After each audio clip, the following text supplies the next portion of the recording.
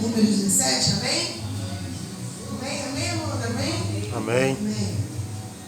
Então falou o Senhor a Moisés, dizendo: fala aos filhos de Israel e toma deles uma vara, para cada casa paterna de todos os seus príncipes, segundo as casas de seus pais, 12 varas. Escreverás o nome de cada um sobre a sua vara. Porém, o nome de Arão escreverás sobre a vara de Levi, porque cada cabeça da casa de seus pais terá uma vara. E as porás na tenda da congregação, perante o testemunho, onde eu virei a vós. Isso é o Senhor falando. E serás que a vara do homem que eu tiver escolhido florescerá. Assim farei cessar as murmurações dos filhos de Israel contra mim, com que murmuraram contra vós. Falou, pois, Moisés aos filhos de Israel e todos os seus príncipes. Deram-lhe cada um uma vara, para cada príncipe uma vara, e segundo a casa de seus pais, 12 varas. E a vara de Arão estava entre as deles. E Moisés pôs estas varas perante o Senhor na tenda do testemunho. Sucedeu, pois, que no dia seguinte Moisés entrou na tenda do testemunho, e eis que a vara de Arão pela casa de Levi florescia, porque produzirá flores e brotará renovos, e dera amêndoa. Então Moisés tirou todas as varas de diante do Senhor a todos os filhos de Israel, e eles o viram, e tomaram cada um a sua vara. Então o Senhor disse a Moisés: torna a pôr a vara de Arão perante o testemunho, para que se guarde por sinal para os filhos rebeldes. Assim farás acabar as murmurações contra mim, e não morrerão. E Moisés fez assim, como lhe ordenara o Senhor, assim fez. Então falaram os filhos de Israel a Moisés, dizendo: eis aqui, nós expiramos, perecemos, nós todos perecemos. Todo aquele que se aproximar do tabernáculo do Senhor morrerá. Seremos, pois, todos consumidos? Isso foi uma pergunta. Mas eu quero terminar aqui nesse versículo. Amém? Amém. E eu quero dizer para vocês aquilo que o Senhor estava palestrando comigo desde ontem. Houve uma rebelião no capítulo anterior, né? No capítulo 16, houve uma rebelião, conhecida a rebelião de Corá, né? A qual ele e seus filhos, né, induziram o povo a se colocar contra Moisés, a liderança de Moisés e Arão, né? Ali eles inflamaram o povo começou a murmurar, só que houve uma consequência desse pecado, da rebelião, né? No capítulo anterior, vem falando que no dia que a qual o Senhor fez com que eles tivessem essa consequência, 14.700 foram os que morreram pela causa de Coré. Por quê? Porque eles se juntaram, aquela família, para se colocar contra Moisés e Arão, a qual Moisés foi escolhido por Deus e Arão também, né? Mas aquele povo, ele se colocou porque eles achavam que a liderança de Moisés e a liderança de Arão, né, no caso do sacerdócio, não vinha da parte de Deus. Então eu quero dizer para vocês, que foi o que o Senhor falou, que no capítulo 16 houve essa rebelião, o povo começou a murmurar contra Moisés e Arão, questionando a sua liderança, a sua autoridade ministerial sobre aquele povo, né? Porque eles tinham sido convocados, não. Porque convocação é diferente de ordenança. Verdade. Eles tiveram uma ordem Aleluia. Direta de Deus. Meu Deus, é forte. E por que eu vim trazendo isso nessa manhã? Porque o Senhor falou comigo lá na igreja onde eu estava congregando, fui lá pregar, para que eu viesse trazer exatamente na igreja. Porque muitas das vezes a gente confunde convocação com ordenança. Deus nos ordenou que nós fôssemos fazer algo diante da presença dele. Ele nos confiou um ministério. Ele nos confiou algo muito importante que vai além das nossas próprias vontades. E o Senhor veio falando no meu coração, lá onde eu estava ministrando, ao momento que eu estava ministrando uma outra palavra, que é diferente. Quando a gente acha que a gente é convocado, a gente faz quando quer, da maneira que quer e da forma que queremos. Mas quando a gente entende que é ordenança da parte de Deus, não é mais o meu querer, não é mais a minha vontade, não é na hora que eu quero, e sim na hora que Deus quer. Aleluia. Glória. E aquele povo estava ali questionando essa liderança. Por quê? Porque Deus, quando convoca alguém a fazer algo, muitos vão ser os opositores. Mas eu quero dizer para você, você tem que ficar com aquilo que Deus te ordenou. É verdade. Aleluia. Então ali eles foram incitados por Corá e seus filhos a questionar aquilo que Deus já tinha ordenado lá atrás. Já tinha um tempo de caminhada, Bispo Ademir. Moisés já estava conduzindo, pastora Milena, aquele povo já tinha um tempo. Não dava para ver aquele povo que era Deus que estava conduzindo. Desde lá do Egito, Deus já tinha confiado uma responsabilidade a Moisés. E aí ali ele tirou, Deus tirou o povo do Egito, fez com que Moisés erguesse o cajado, abrisse o mar vermelho, O próprio Deus abriu o mar vermelho quando Moisés estendeu o cajado. Será que não era evidência suficiente que Deus estava com Moisés e Arão? Mas não, aquele povo foi inflamado. Foi inflamado porque é assim que o diabo opera no meio do povo de Deus. Levanta alguém para questionar a autoridade, para questionar a liderança e começa a inflamar o povo de Deus contra aquelas pessoas a qual Deus escolheu. Mas eu quero dizer para você que para resolver essa questão, Deus resolveu fazer algo. Porque Deus, não porque Ele ia mudar a sua ordenança, não. O que estava sobre Arão e Moisés, Deus não mudaria. Mas Deus resolve fazer algo para que todos entendam e compreendam que a liderança era deles. O que Deus fez? Pega, fala para Moisés, para cada um dos príncipes, ou seja, dos principais, separasse uma vara, no total de 12 varas, que a gente sabe que eram 12 tribos, Então o total era de 12 varas. Todas eram iguais? As varas todas eram iguais? Com certeza. Todas as varas eram iguais. Mas o Senhor fala a Moisés: reúne todas as varas, coloca na tenda da congregação, e a vara que florescer é evidência que eu escolhi para que viesse estar sendo, no caso do sacerdócio ali, de Arão. E aí o que aconteceu? Deus pega e fala a Moisés isso. Ordena a Moisés. Aí Moisés vai lá e fala. Indica que a vara que florescesse, esse era o escolhido por Deus. Aleluia.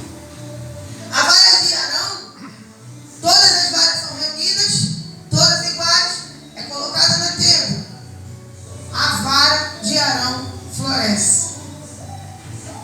Aleluia. Glória. Isso aí. Coisa linda, Deus. Linda da fruta. E eu vou falar sobre isso.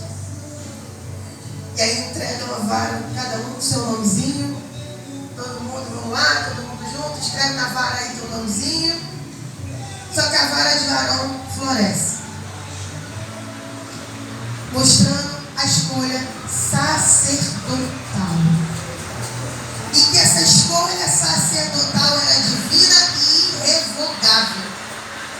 Divina e irrevogável. Meu Deus. Você entende que a ordenança que Deus fez através de meu pai, foi isso que Deus falou no meu coração, naquele altar que eu estava, através do bispo Ademir, que é o sacerdote desta casa, da íntimo.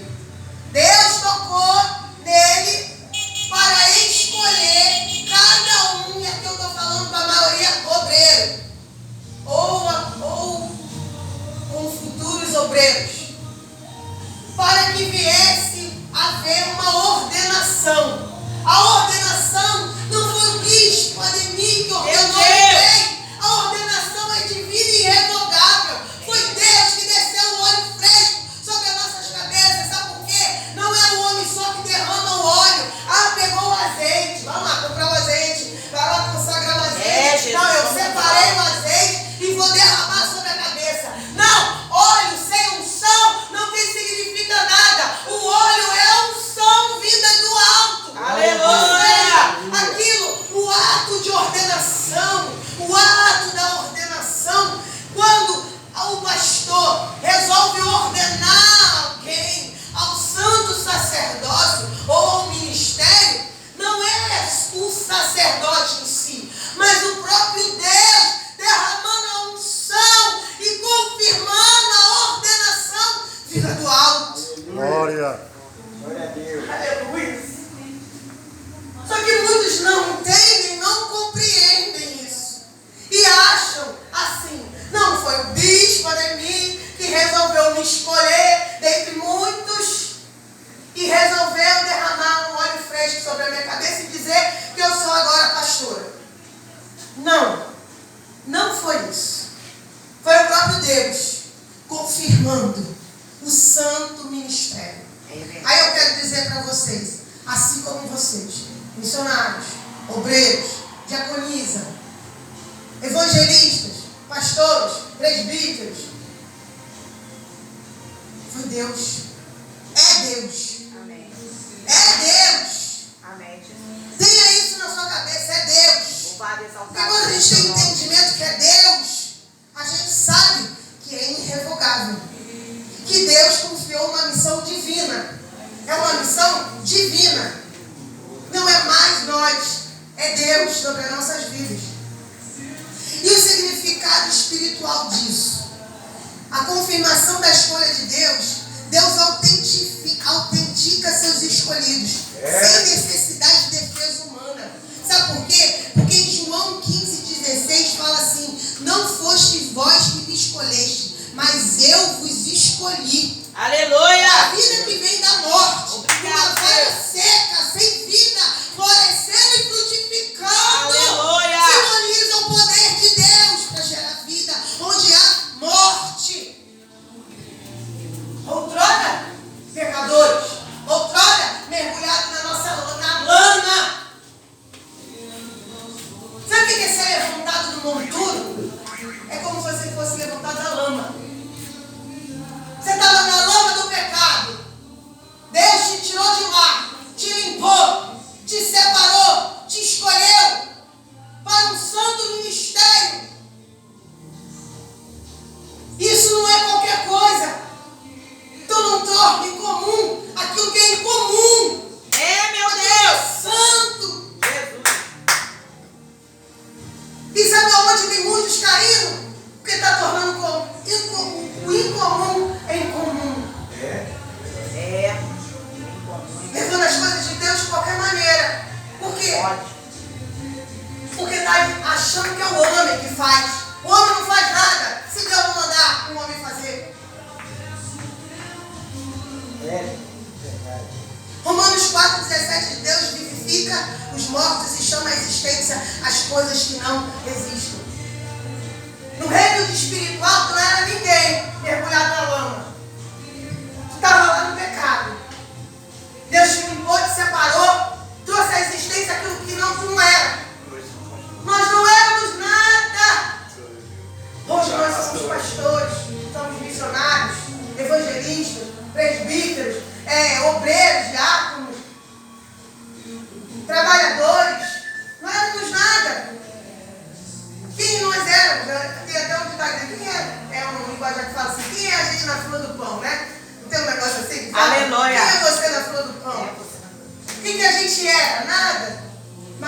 separou.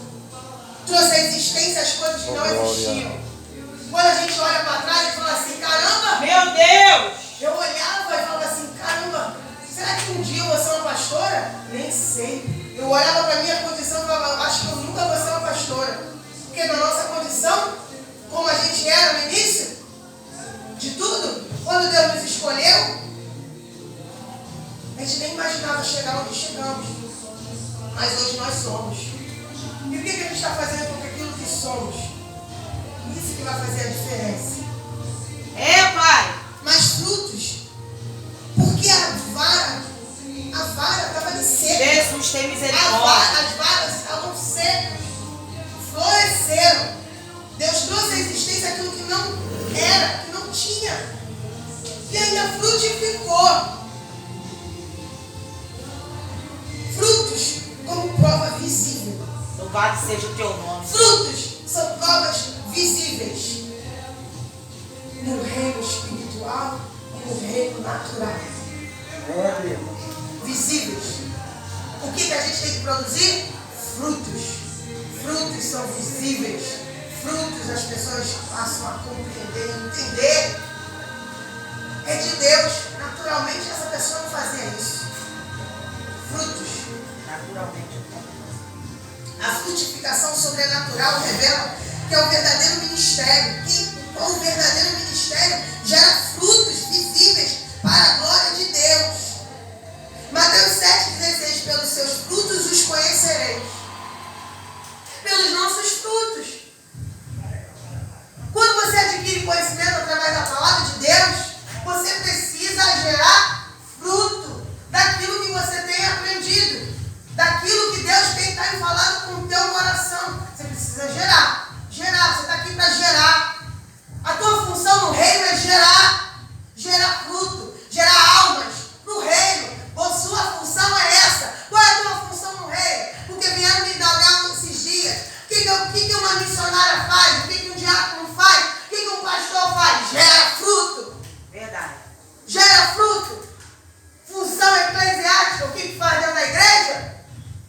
A gente não foi chamado só para ficar dentro da igreja. A gente foi chamado para fora. Gerar fruto. Gerar almas. Foi isso que a gente foi gerado. Para gerar. Deus estabelece sua ordem espiritual. Não é o homem quem se levanta para liderar. Não existe isso. Eu me capacito, eu compro o diploma e eu me autolidero. Não existe. Não existe isso. É Deus. É Deus que estabelece e confirma a sua ordem. 1 Coríntios 12:18. Mas agora Deus dispôs os membros, colocando cada um deles no corpo. Deus. Glória a Deus. É Deus. Nada vem do homem. Tudo vem de Deus. Lições. O que a gente tira de lição disso tudo? Deus defende os seus escolhidos. Ali aquele povo se levantou. Aquele povo questionou. Aquele povo murmurou. E vocês sabem que a murmuração diante de Deus não chega bem às narinas dele, não. E aquele povo teve consequências. Mas Deus defendeu os seus escolhidos. Ele não defendeu só com ira de matar todos aqueles que se levantaram, não. Ele falou, agora eu vou provar para todo mundo que fui eu. Fui eu que os separei e fui eu que os escolhi. Para que todos entendam e compreendam a minha vontade. Foi isso que Deus fez. Não precisamos nos justificar diante dos homens. Quando Deus chama, Ele próprio confirma no tempo certo a chamada. Às vezes a gente não entende, a gente quer se auto-pelejar. E Deus falou comigo, lá quando eu estava ministrando. Eu ministrando uma outra palavra e Deus ministrando essa palavra comigo. A gente às vezes quer se auto-pelejar. Mas em Êxodo 14 diz, o Senhor pelejará por vós e vos calareis. Nós não precisamos falar nada, somente gerar frutos. Oposição não anula a escolha divina. É Pode verdade. se levantar quem for. Oposição não. Se Se Deus escolheu, se Deus separou, não adianta. É Deus. A murmuração do povo não mudou a decisão de Deus.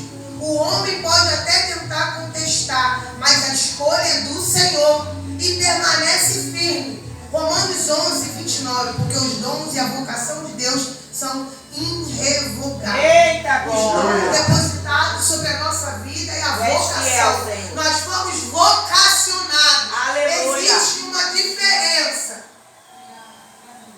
Existe uma diferença. Meu Deus, é verdade. Vocacionados.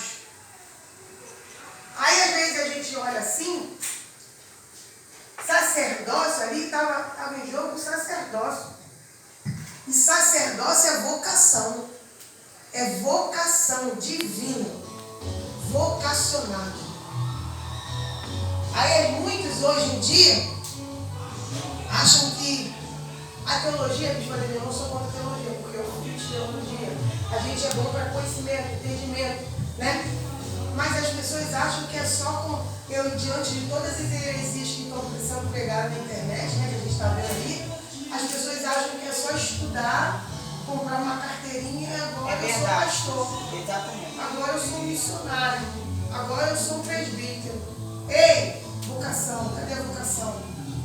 Vocacionados. A vocação de Deus é irrevogável, os dons também depositados por Ele. Onde Deus opera a vida e frutos. Aonde Deus opera a vida e frutos. A vara não apenas floresceu, ela frutificou. O ministério aprovado por Deus gera frutos espirituais que abençoam outros. Aí eu trago aquilo que eu sempre falo às vezes. A gente tem a mania de represar. Eu já falei aqui, está nos estudos. Represar a palavra de Deus. Não, a palavra para mim, fui eu. A palavra é depositada sobre a sua vida para que você venha mudar e transferir aquela palavra para outros. Você não é represa, você é fonte. Você não é represa, você é fonte. Glória! Outras pessoas vão frutificar, outras pessoas precisam florescer, outras pessoas precisam ser alcançadas por aquilo que Deus tem falado no teu coração. Você tem que ser bênção na vida de alguém. Você tem que falar uma palavra de bênção para a vida de alguém. Você tem que incentivar o ministério de alguém. Mesmo que aos teus olhos naturais não veja nada naquela pessoa. Mas Deus vê. E você tem que olhar com os olhos de Deus, não os seus. Você não foi convidado para ser vocacionado, né? Vocacionado para olhar com os teus olhos. É com os olhos de Deus sobre as pessoas. E Deus age da maneira sobrenatural para confirmar sua vontade. Aqui, quando fala de frutos, lá em João 15:5 diz que quem permanece em mim e eu nele, esse dá muito fruto. O florescimento não foi gradual, vou correr para dar hora. Foi instantâneo. Deus opera além da lógica humana para estabelecer a sua verdade. Às vezes a gente quer colocar Deus na nossa lógica. Deus não trabalha na nossa lógica, não. É verdade. Deus trabalha na lógica dele. E nos insere na lógica dele, não na nossa. Às vezes a gente quer dizer, não, mas ó, é assim, ó. Não, esse caminho, não, eu não vou por esse, porque é assim, ó. A lógica, não, o certo é isso. Quem disse que o teu certo é o certo de Deus? Quem disse que a tua lógica, o teu raciocínio humano, pequeno, limitado, é a lógica de Deus, é o raciocínio de Deus?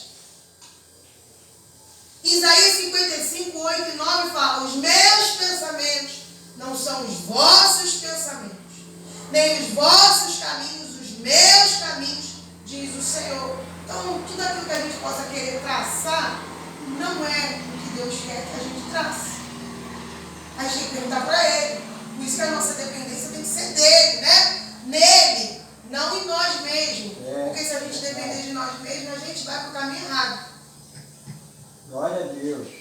Quantas vezes a nossa lógica, a gente olha a circunstância adversa, aí fala, não, eu não vou ficar. Aí Deus está mandando tu ir, e naquele dia tu vai receber. Deus estava falando comigo ontem, tu vai receber, eu vou te usar para outras pessoas que estão ali, tu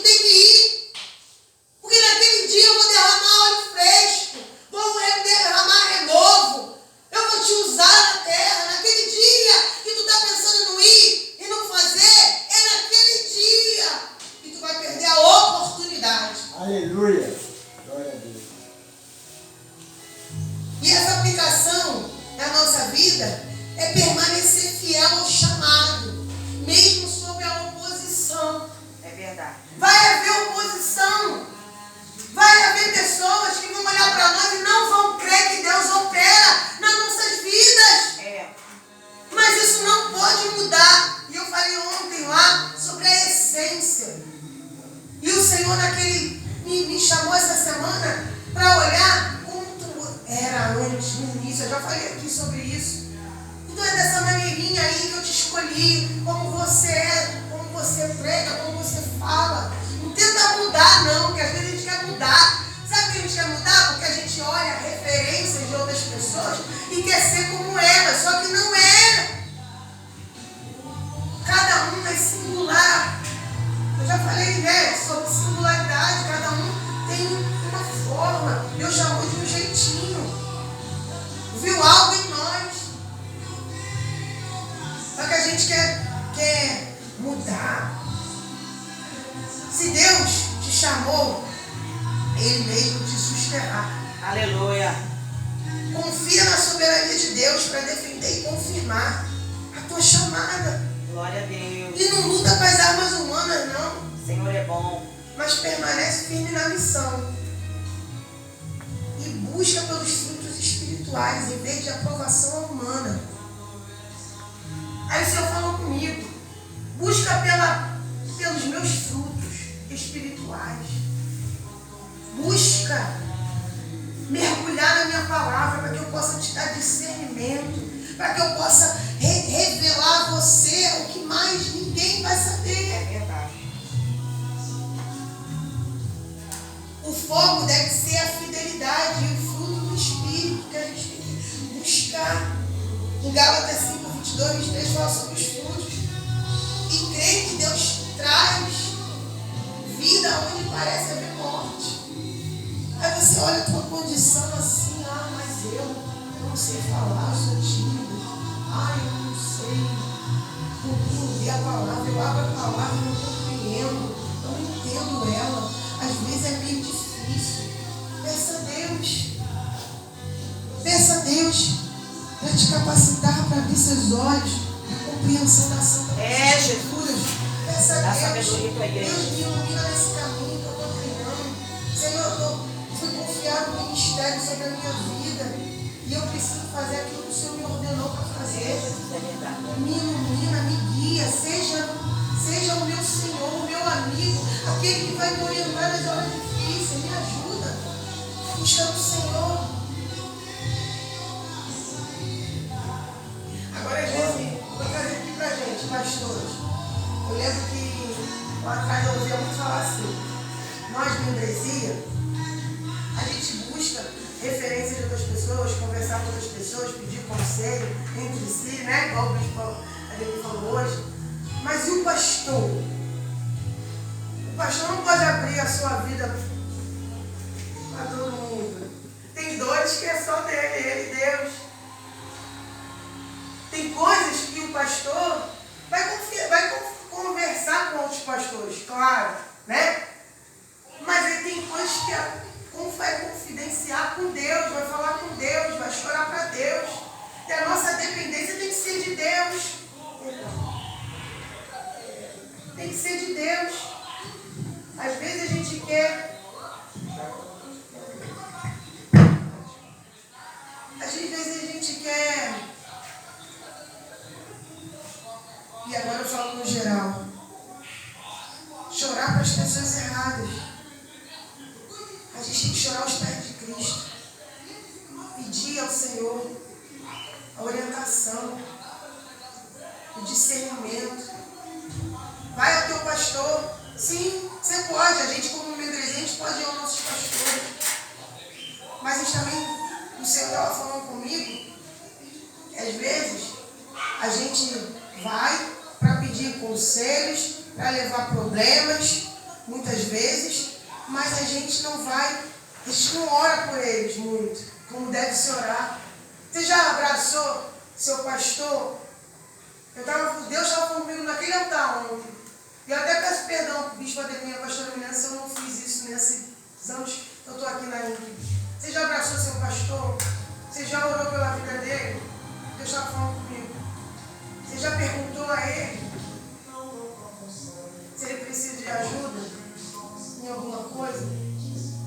Senhor estava falando comigo, sabe por quê? Porque muitas das vezes o pastor não comunica suas dores à igreja.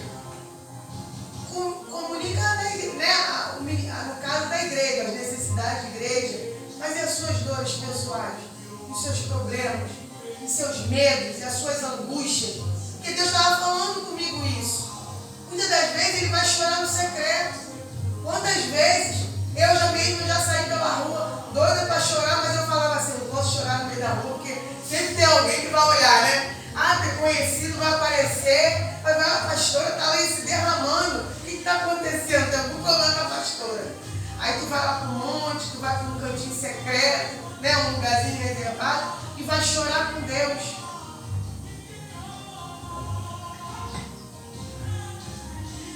E aqui eu quero dizer, não fugindo da mensagem, a frutificação da vara lembra que o chamado é verdadeiro, sempre trará vida, beleza e frutos duradouros. Se Deus nos plantou, Ele também nos fará florescer no tempo, no modo e para a glória dEle. A glória é dEle. Nossa vida tem que glorificar a Ele. Salmo 92:12. O justo florescerá como a palmeira, crescerá como o cedro no Líbano. Toda liderança verdadeira é confirmada por Deus. Todo ministério aprovado por Deus é frutífero. Toda vida entregue a Deus floresce no tempo certo. No tempo certo.